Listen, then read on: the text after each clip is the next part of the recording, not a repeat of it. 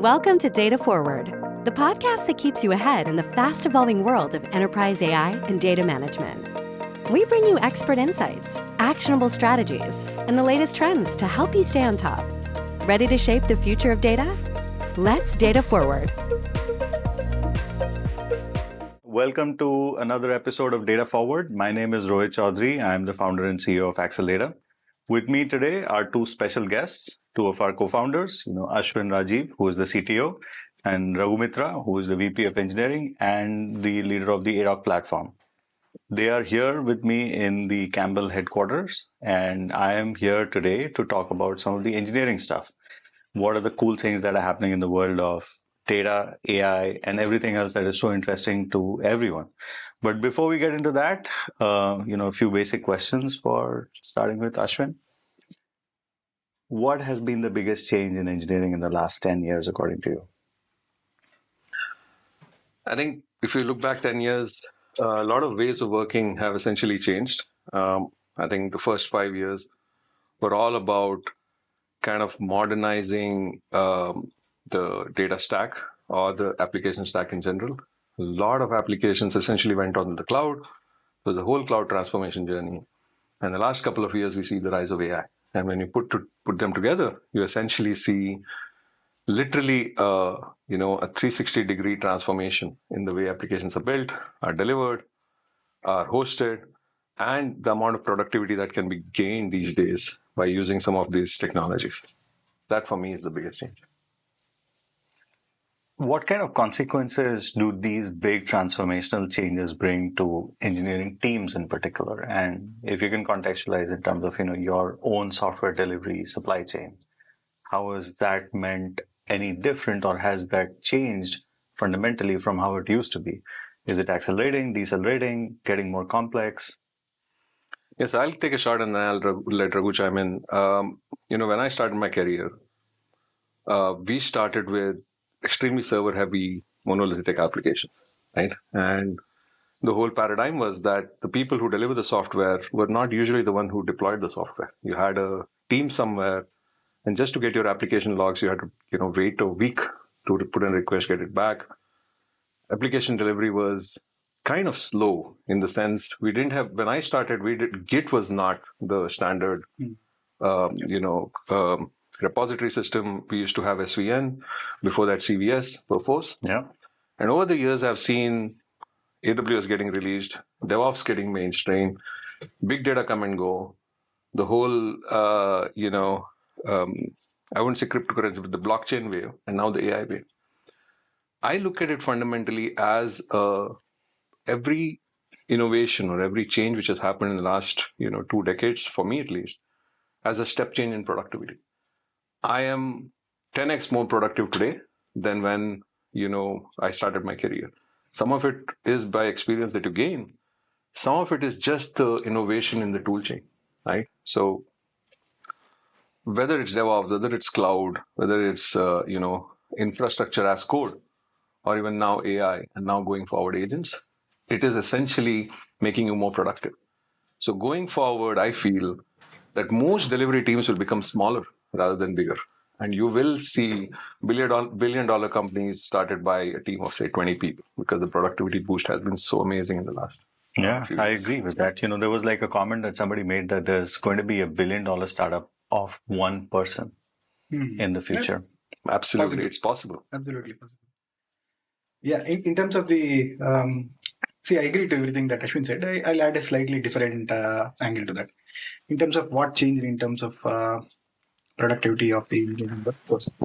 A lot of products, let me tie it from a value to how it impacted the engineering productivity. Gone are the days, I think if I tie it back to the first question, what fundamentally changed. From past 10 years, we have seen a lot of products that are giving users, customers a tremendous value. So the people who are buying software, they really look at good value prop. I need to get something done out of this product. And believe me, people are buying software. People are really investing in software. I see, as a company, probably we ourselves buy a few millions worth of software to run the org. That's right. And so is the use case. So the traditional use case of build versus buy, probably lot many people prefer buy these days, because I think I got a place where people are trying to build everything in-house. Everybody wants to focus on their core area of work. Now, how does it translate to people and their productivity? Right? Unless the products that they are buying are of very good quality, so probably people tend to go back to, okay, can I build this in an efficient manner? I remember in one of my first companies, we had an in-house built bug tracking tool. I mean, it might sound very ridiculous, but we did had one built in C#. It's a very simple one. Now, what happens to the developer productivity? With all these tools being available, ChatGPT is definitely one among them, or the prominent or the most impactful, in my opinion, among them. People are becoming more and more and more productive. More productive tools are available today. If you want to generate a build, if you want to generate a CDCA pipeline, I think it's fairly simple. I mean, you just go sign up for a Bitbucket pipeline or a Git pipeline, and you get your things done. If you want a design, Figma is like a click away. You buy your own tools, you get your designs. So a lot and lot has been added. Now it ties in very nicely back to the original point that you're putting, and Ashwin is putting, that engineers would be definitely more productive, provided they have the know-hows of how to use these tools. Tools are as good as their users. If you have a smart guy, trust me, he's going to be 10x smart going forward. Yeah, that is a very, very important point. I think increasingly all teams are recognizing that, the speed at which software will get delivered, the speed at which, software will get released. We ourselves have released every 2 weeks for the last 6 years now. And it's not easy. I think, customers are telling us, slow it down a little bit. But I think, we can't really slow it down. Let me ask you another thing, given the point that you were making about Figma and, many of these remarkable tools that are available today, what kind of expectations do you think we will have to cater to? Already our customers are extremely demanding, some of the largest enterprises in the world, deployment time to value, all of these things we are doing a great job at. But, how do you predict the future to be in the next 3 years, next 5 years? Right. See, excellent point, excellent question on that aspect. See, we tend to look at the software as it is in this form today. But unless you have used that particular software from the time of its inception, you actually don't know the entire story of the evolution of any of these softwares. So if you look at the version 1 of Figma, fairly basic, probably lot many people have. I mean, since we are taking that as an example, I mean, it's true with any other software that we can talk about. It was fairly rough around the edges. See, there is a interesting, there are a set of interesting tweets. I mean, I happened to read about Figma. What was Twitter saying about when Figma got released? So those were the times when Adobe had a huge fan base. Yep. Adobe had a huge fan base. People were saying, okay, I can share stuff, or two people can collaboratively edit a design. Oh, how practical. Who wants it? Right? Nobody wants it. And believe me, it had its own set of minor problems when it comes to using it. I mean, obviously, Adobe has been developing their own software for several years. Obviously, the first version of Figma would not be as excellent as it. So the criticism was very genuine. The criticism was very sharp. But if you look at the core value prop that they're providing, that okay, you'll have a unique experience on web, on desktop, and you can share your designs, and it is easy for people who are already using a software to port their skills onto the new software. The amount of effort that they put in, end of the day, the value they had brought in using that entire community and the community base, that was very, very, very significant. I think if I compare it to any startup journey, including ours, I think this is how things would start. So when you are taking on a slightly bigger challenge, when you're taking on a slightly bigger problem, so the building is hard. The building, I mean, when you're taking a massive big problem, it is obvious that okay, we are not going to be able to solve it overnight within a year. But the key important thing is, are we delivering value, and are we chipping the problem? Are we chipping the hill? One piece at a time. I think, yeah, that would be my take. Yep. Ashwin, can you talk about a little bit about, the platform story and how it has evolved for us? Earlier in the day, we spent a lot of time talking about, the cross-lake data architecture and everything else. In your mind, when you started, I know your approach, you're very iterative, you want to take it slow. How do you piece together, the day-to-day execution and the long-term strategic vision from a product standpoint, and particularly laying the rails, making sure the trains run on time? Yeah, it's a great question. Um, I'm a big believer that one of the tenets of agile, not all of them, are any more fashionable to be agreeable with. But one of them is that working software is better than any design, right? And so most buyers, I feel, are looking for already practice what you're trying to solve in their day-to-day life in some way or other. Yeah. So before Acceldata, people were trying to observe their pipelines, but That's it was right. not efficient. And so our job as technologists is to provide a future where there was nothing before, right? And that can only be done by having some sort of key insight, like we started with when we started with Pulse, and then we said, hey, we're going to work on data observability because that looks like something which people really want. And technology is essentially, what you need to do is to build a core of an offering, which fundamentally attracts a buyer in terms of a new way of solving a problem or a new way of looking at an existing problem.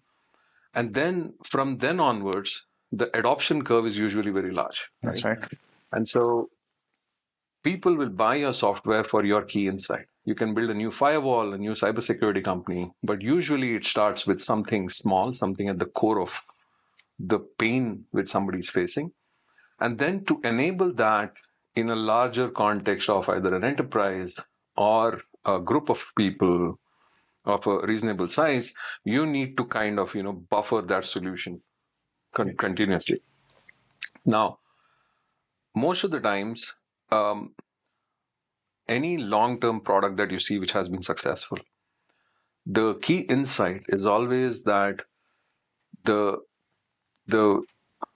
real returns of something keep coming when it is iteratively being developed for a long period of time. Yeah. So my belief is that you can take something extremely simple. Let's pick up, a simple form in which people come and put their, choice for lunch that you want to order tomorrow.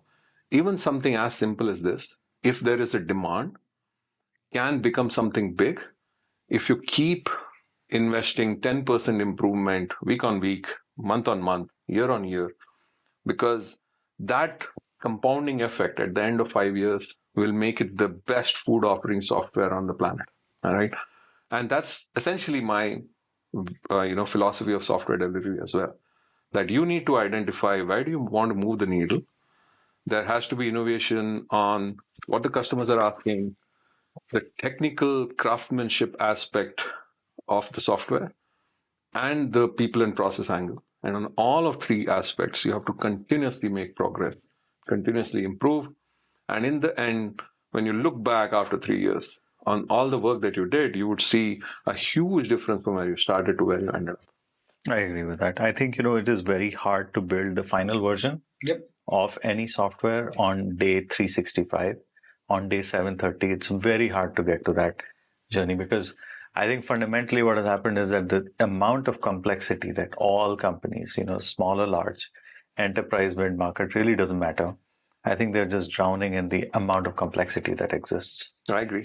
And it's impossible almost to figure out, can we solve all the problems or can we solve for, the top 2, 3, 4 problems? And I think, that also is sort of, prioritization in terms of resources, applying the best engineers to solving the most complex problems, right? And we have solved a lot of those complex problems in the last few years. I think this is also an important moment, because if I think about the DevOps thing that you referred to earlier, all of these teams actually split away from development, quote unquote.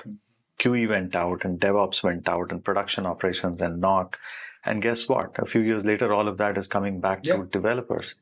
Because, at the end of the day, fingers on keyboard matter more than anything else. You can write reams and reams of paper, but it doesn't really help. I have a similar feeling from the observation that I'm having in the data market that, data scientists, data analysts, and, several other people who work in governance, etc., they're also going to get together now. And it is going to be so much more engineering centric, even in the data field. I think, I still remember, a couple of years back, we were with, George from Insight, and we were talking about data engineers will go instrument their data pipelines because they need telemetry on what is happening inside it. And George's point was that, yes, it's a journey away, but we are seeing that, people are actively asking us for SDKs and they're trying to insert that into their data pipelines, etc. I think it's also the maturing of the data lifecycle, just like SDLC matured for a period of time. But I want to go back one topic and talk about prioritization. So Raghu, who are, some of the best engineers that you've worked with? What kind of traits are they? Without naming names, what kind of things have you seen which make them truly 10x, 100x, 1000x engineers? Yeah, very good question. I think we have discussed some of those things over a cup of tea many times, but without naming them. See, when I was early in my career, I had an opportunity to work with some really phenomenal engineers. These engineers were probably they had 4x seniority than me back then. I was a junior developer. So I had the good fortune of working with them in close quarters, in some time sitting next to them, because it used to be a small office. So we were in a very close proximity. So I can give you a couple of reasons what makes them really good. First and foremost thing is their understanding of problem, what they're trying to solve. They are absolutely very clear, and they are relentless in trying to identify what to solve. So you can't really hand them over a piece of requirement that they themselves are not convinced about. Mm-hmm. I think which is fundamentally very, very important for any senior engineer, and matter of fact, even junior engineers. Okay, what are you doing this for? Who is this going to impact?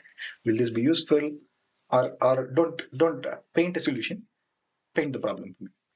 That is the fundamental trait, I would say, which would make you very productive.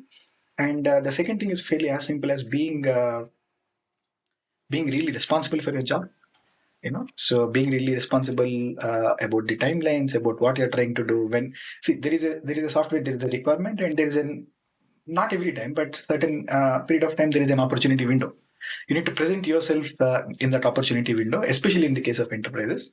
And especially in the case of smaller companies and startups, there is an opportunity window available for you, and you need to make it count during that window.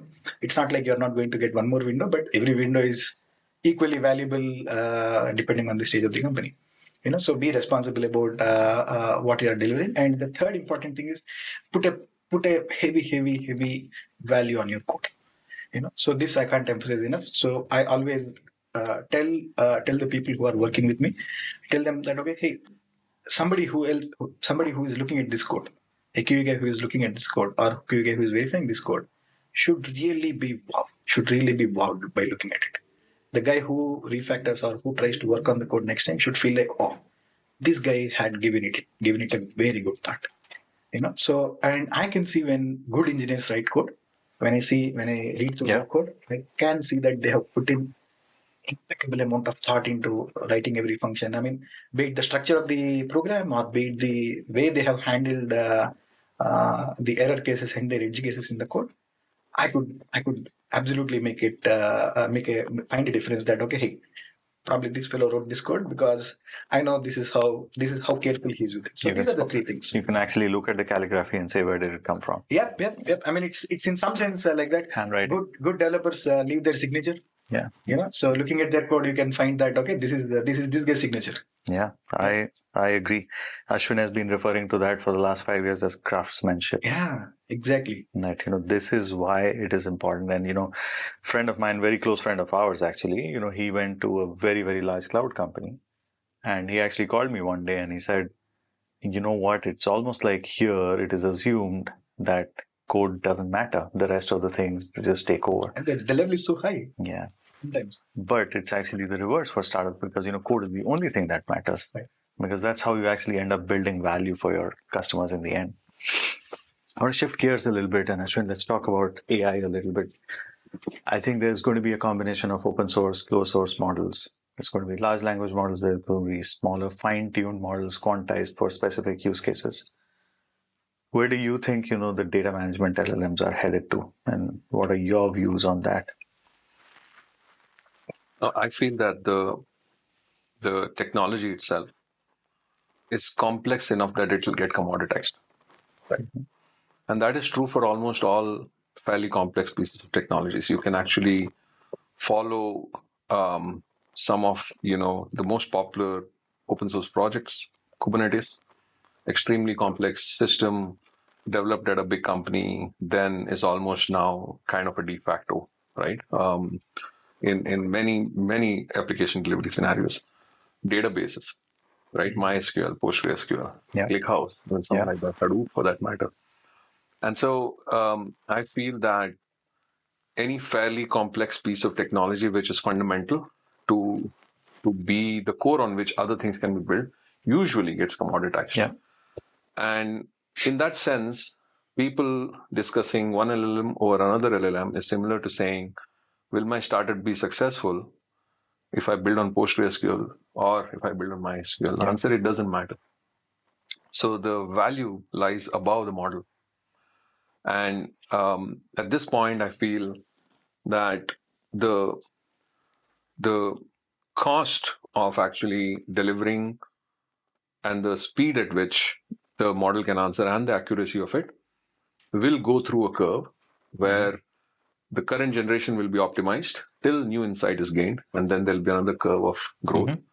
But the trend is here to stay, that we are entering a world in which software can almost respond like a human, act like a human, and you don't really have to spend time figuring out things. For example, you type something in Google. 2 years back, if you're developing something, if you're a programmer, you type something, you get 10 results. Now it's on your judgment to figure out which one of them is more accurate, based on heuristics such as how many upvotes, etc., etc. Whereas now, the new trend, the new people who join this industry will always be joining an industry where there is an assistant called ChatGPT. They don't care or know about Stack Overflow or forums or get into it unless it's very specific. And so, I think as the industry changes and this becomes more common, you will see a behavioral change in the way applications are consumed, whether, it's business applications, consumer applications, where expectation from software is different from expectation of software today. Yeah. So most people would be not willing to spend hours putting together forms, setting up workflows, and they would expect to come in, write a few prompts, click a few buttons, and the thing largely works. Yeah. Now, this is the 80-90% use case. There will be still 10% of, human intervention, human in loop, decision support systems. But if you look at it 10 years from now, you can expect most software to be interactive and human-like and intelligent, far more than it is now. And I feel that that's going to drive the trend going forward, even in data management, right? Yeah. Most data management is writing painful transformations and mappings in a tool you bought for $5 million 10 years back, and renewed it a year after it. And you have people who are specifically trained to drag and drop and join columns and write transformations. That's right. Whereas if you do a good enough job, even today, maybe you feed a bunch of schema to LLM, ask it to generate code for the transformation, it will generate it, and an agent will go and deploy it. And if it fails, then it's going to come back, feedback loop, and maybe it tries a few times. And maybe a human has to go and fix one condition, but not write everything. And so, to specifically answer your question, right, is that there are now companies which are looking at like Cursor AI, a virtual software developer, which can, given a screenshot, can deploy a website all the way into Vercel, right? And so it's not, it's not impossible to imagine a future which happens for data engineering as well. right? There is a amount of structured, unstructured data available. Yeah. If you know where it is, if you know what it is, and if you know the structure, you can possibly ask a model to generate 80 to 90% of what is now done by hand, painstakingly.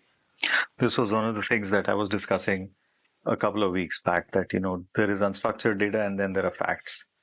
Facts will be as important as they are today, which is revenue numbers, number of employees, what is the customer's address, how much did he buy, did he get it, did we collect money out of that? And there was like a lot of excitement last year about, what unstructured data can do for the enterprise. Yeah. I feel it's basically facts plus the context that the unstructured data brings. Now, the facts are not going to go anywhere. The facts are mandatory, and the small language models or quantized models, they'll have to be trained on the facts for it to become interactive. The context will come from the top. Right. And that combination is going to be extremely powerful when it goes out. Right. It's an interesting point. So when you talk about these facts, even in the data quality industry today, who is generating these facts? So you have data lying there. Nobody did any arithmetic on it, or nobody did any checking on that, or nobody generated the meta about what is present in your data. That's where a platform, a powerful platform that can process data at volumes. See, your machines or your machine learning models or LLMs are as good as the data they get trained on. Yeah. So now the one interesting angle to look at this is who is generating such data in the context of a data quality, or in the context of some of these models wherein, or some of these use cases where a lot of metadata has to be generated. So tomorrow you might think of one of the industry as you have a smart assistant like Siri. You can just ask a question and gives you answer. But who feeds that guy the meta information about the process and the metadata in your system? That requires a powerful processing engine, that requires a powerful way to process large volumes of data at scale, day in, day out, so that the metadata is available for you when you ask the question. So definitely interesting times for this industry. Going forward, we need to see where it takes. An interesting thought experiment that you can do is, you say, okay, the quality of the data impacts the outcome from AI or whatever model, and it will be in the near future. So the thought experiment goes is that you had the next version of Power BI or visualization, in which you ask an interactive question. Yeah. It has some way of gathering context and crawling data and data sources, and it gives you that if you take a certain set of actions, then your gross volume of sales will go up in this region. Now, if it is a classic case, then you would say, I need to verify this data, and you would put data quality checks. What do you do here? Who verifies the data? Yeah. Somewhere in the guts of that model and how it understood that context with the view of the world that it is there. So my hypothesis is that the definition of what quality is different when it comes to outputs generated based on a neural network than what it is when you're looking at simple values, where it's a binary. Yeah. Right? I agree. The US has 50 states, you can't have 51. Yeah. But numbers, projections, insight generated are deeply contextual. And I think there's a fairly big opportunity in having that traceability, which is today called lineage, but I wouldn't call it lineage in this world. But some way of tracing the attribution of where the fact is coming from. Yeah, verifying the inference, and how much is the inference deviating. With one difference though. So if you look at something like a Perplexity or a Gemini, when it attributes, the attribution is largely textual. Yeah. Right. So if a LLM tells you to buy a stock, you bought the stock and it actually didn't do what it asked it to do. What is the chain of, or what is the attribution of low performance, or where do you put the blame? So if it comes to a chart that you showed, you can say, oh, I got bad data from my broker, therefore I took a wrong decision. But what do you do here? So I feel that there's an industry which will pop up, which essentially is trying to tell you why, explainability in some sense. Why did this outcome why did this output come? Deviate and Why did it deviate? Yeah. And how do you make sure that what you get is consistent with the facts on the ground? Because the facts could be a billion documents. Yeah. Right. And not just documents. See, that is the point that I was trying to make, that facts become even more important, because you cannot actually have incorrect facts. The temperature of the day, the variation of the month, the day of the week, those things cannot be deviant. They have to be accurate. And so I think there's going to be an increasingly large amount of focus on making sure that the most recent version of the facts are put in the models, which then put in the inferences and the outcomes. And I think there's this whole massive change which I perceive is going to come inside the data management space. I agree. Facts have to remain facts, immutable. Those are immutable truths. Ashwin is Ashwin, Raghu is Raghu. He is the customer. He paid or he didn't pay. Payment is a binary, immutable, one-time event. And so those things have to be continuously monitored. Thanks for listening to the Data Forward podcast. If you enjoyed this episode, please share it with others, post about it on social media, or leave a rating and review. To catch all the latest insider news, be sure to subscribe, and we'll see you next time.